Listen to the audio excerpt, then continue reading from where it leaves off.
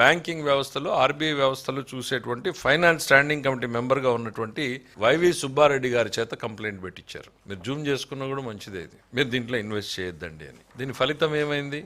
ఎవరెవరికి పెట్టారు? దేశంలో అందరికీ పెట్టాడు. ఇన్వెస్టర్లతో పాటు ఫైనాన్స్ మినిస్టర్కి పెట్టారు, ప్రధానమంత్రికి పెట్టారు, కేబినెట్ సెక్రటరీకి పెట్టారు, సెబీకి పెట్టారు, ఆల్ ఎక్స్చేంజెస్కి పెట్టారు. ఏమైంది దీని పర్యవసానం? మాకు మామూలుగా అయితే 4 గంటల్లో క్లియరెన్స్ వచ్చేది. ఆర్బీఐకి పెట్టారు, 4 గంటల్లో రావాల్సిన క్లియరెన్స్.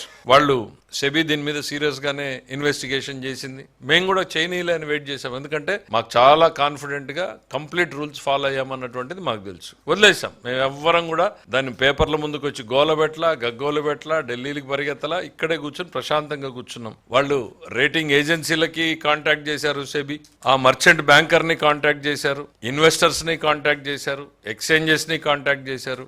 అన్ని చేసుకున్న తర్వాత క్లియరెన్స్ ఇచ్చారు. కాకపోతే వాల్యుబుల్ టైం పోయింది, 10-15 రోజులు. వీళ్ళ అక్కసు కాస్ట్ ఏంటంటే 15 రోజులు. కొన్ని అక్కసు తీరిందా ఎప్పటికైనా? నిన్నటికి నిన్న మళ్ళీ ఏడుస్తున్నారు. నాకు అర్థం కాల ఎందుకో ఈ ఏడుపులు. మీరు ఏడ్చారు. ఇంకా భారతదేశంలో ఎంత ప్రయత్నం చేయాలో అన్ని ప్రయత్నాలు చేశారు మీరు. అన్ప్రెసిడెంటెడ్ చరిత్రలో 200 మంది ఇన్వెస్టర్లకు ఒక కంప్లైంట్ పోయినటువంటి నేపథ్యం లేదు అనేటువంటిది ఇవాళ బాంబే మార్కెట్ మొత్తం గగ్గోలు పెడుతోంది. అంటే ఒక సోషల్ మీడియాలో మీరు ఇక్కడ ఎట్లా అయితే తయారయ్యారో అరాచకవాదులుగా, ఈ ఆర్థిక విధ్వంసాన్ని రాష్ట్రంలో ఎట్లా సృష్టించారో మొత్తం ఆ 200 ఇన్వెస్టర్స్ ని తెచ్చి, ఇది ఖచ్చితంగా ప్రజల మీద జరిగిన కుట్ర.